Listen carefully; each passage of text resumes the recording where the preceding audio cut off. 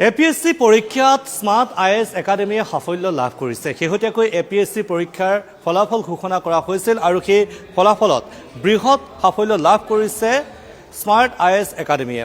Smart IAS একাডেমীৰ 519 জন ছাত্ৰ-ছাত্ৰী অৱতীৰ্ণ হৈছিল লোকসেৱা আয়োগৰ পৰীক্ষাত আৰু ইয়াৰে 126 জনে উত্তীৰ্ণ হোৱাৰ বিপৰীতে 70 জনে নিযুক্তি লাভ কৰিছে।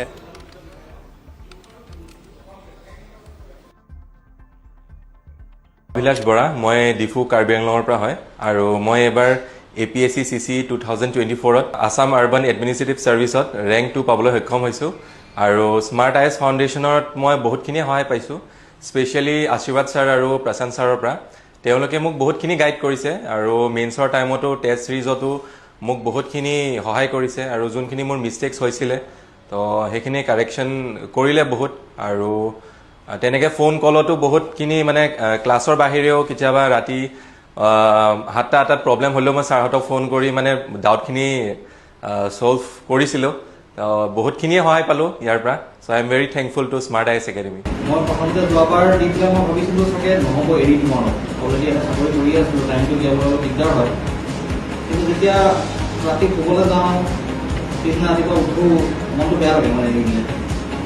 তেনেকৈ কথা হিচাপে যদি আপুনি এৰি নিদিয়ে, বাৰে বাৰে একেটা বস্তুকে ট্ৰাই কৰি থাকে, কোনোবা হৈ যায়। APSC পৰীক্ষাত স্মাৰ্ট IAS একাডেমীয়ে সাফল্য লাভ কৰিছে। শেহতীয়াকৈ APSC পৰীক্ষাৰ ফলাফল ঘোষণা কৰা হৈছিল আৰু সেই ফলাফলত বৃহৎ সাফল্য লাভ কৰিছে স্মাৰ্ট IAS একাডেমীয়ে। স্মাৰ্ট IAS একাডেমীৰ 519 জন ছাত্ৰ-ছাত্ৰী অৱতীৰ্ণ হৈছিল লোকসেৱা আয়োগৰ পৰীক্ষাত আৰু ইয়াৰে 126 জনে উত্তীৰ্ণ হোৱাৰ বিপৰীতে 70 জনে নিযুক্তি লাভ কৰিছে।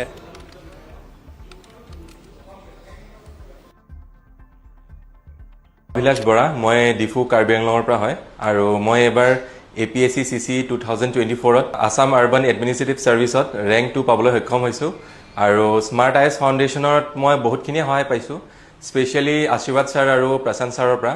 তেওঁলোকে মোক বহুতখিনি গাইড কৰিছে আৰু মেইনছৰ টাইমতো টেষ্ট চিৰিজতো মোক বহুতখিনি সহায় কৰিছে আৰু যোনখিনি মোৰ মিষ্টেকছ হৈছিলে তো সেইখিনি কাৰেকশ্যন কৰিলে বহুত। আৰু তেনেকৈ ফোন কলতো বহুতখিনি মানে ক্লাছৰ বাহিৰেও কেতিয়াবা ৰাতি 7-8টাত প্ৰব্লেম হ'লেও মই ছাৰহঁতক ফোন কৰি মানে ডাউটখিনি ছল্ভ কৰিছিলোঁ। বহুতখিনিয়ে সহায় পালোঁ ইয়াৰ পৰা। So' I am very thankful to smart IAS academy. মই প্ৰথমতে যোৱাবাৰ দি পেলাই মই ভাবিছিলোঁ চাগে নহ'ব, এৰি দিম আৰু অলৰেডি এটা চাকৰি কৰি আছিলোঁ, টাইমটো উলিয়াবলৈ অলপ দিগদাৰ হয়। কিন্তু যেতিয়া ৰাতি শুবলৈ যাওঁ, পিছদিনা ৰাতিপুৱা উঠো, মনটো বেয়া লাগে মানে এৰি দিলে।